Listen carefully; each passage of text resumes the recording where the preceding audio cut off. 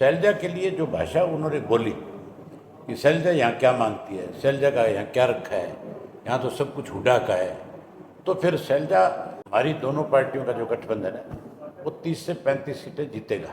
आज प्रचार का आखिरी दिन था। आज भी मैं 4 रैलियां करके आया।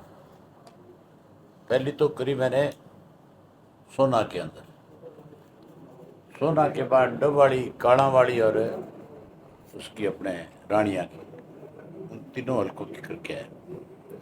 और ये फिर मेरे अपने हल्के के लोगों को मैं हर बार चुनाव में आखिरी दिन में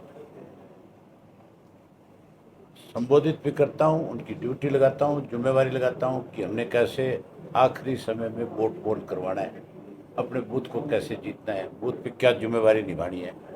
ये सारी चीज़ें जब प्रचार का दिन खत्म होता है उस दिन हम लगाते हैं। आज आपने देखा कि मेरी ख्याल जगह बहुत छोटी पड़ गई थी, जितने लोग अंदर थे उतने ही लोग बाहर भी थे। लोगों का उत्साह जोश देखने वाला था। 2 बजे का टाइम था, 6 बजे तक लोग उसी तरह से बैठे थे। मैं भी थोड़ा लेट हुआ, हनुमान जी को भी बाहर से जयपुर से आए, पहले भिवानी गए, भिवानी से फिर यहाँ आए, समय लगा।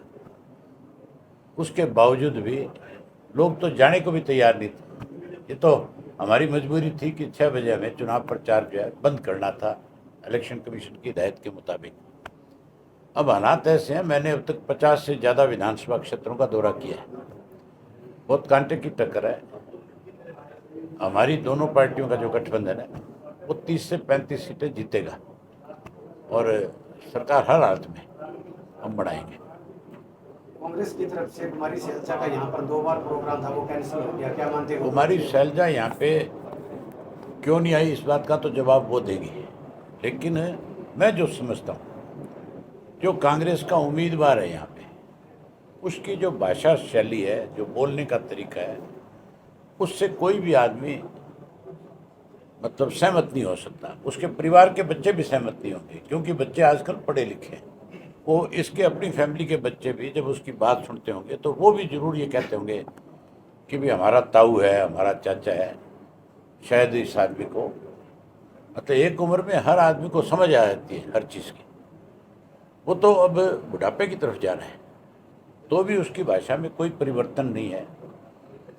भद्दी भाषा बोलना, अपने बच्चों के बीच में बैठ कर के गालियाँ देना, किसी से टेलीफोन पे अगर आपने बात करी, आपने उसके बारे में कुछ लिख दिया, कुछ बोल दिया किसी पत्रकार ने, उसको धमकाना, डराना, ये सारी चीज़ें गलत है। और शैलजा के लिए जो भाषा उन्होंने बोली कि शैलजा यहाँ क्या मांगती है, शैलजा का यहाँ क्या रखा है, यहाँ तो सब कुछ हुड्डा का है, तो फिर शैलजा इतना तो कम से कम है, मान के चलो खुदार है, नहीं आएगी।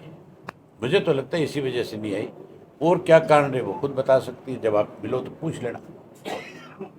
अपील क्या करोगे? मेरा पूरे प्रदेश के मतदाताओं से आपके माध्यम से अपील है कि हर व्यक्ति, चाहे वो युवा है, चाहे बुजुर्ग है, चाहे माता बहन है, वो सब मतदान करें।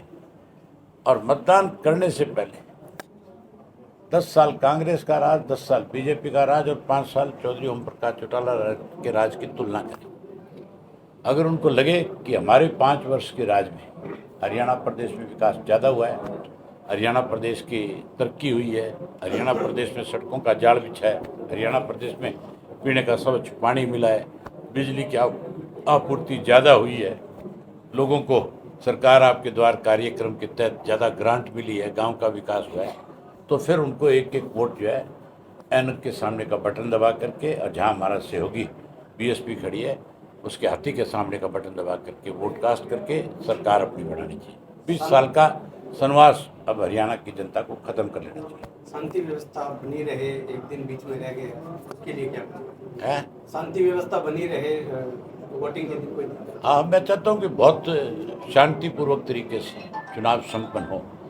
और मुझे उम्मीद है हरियाणा में कभी भी चुनाव में कोई दंगे नहीं हुए आज तक, कोई बूथ कैप्चरिंग नहीं हो सकती।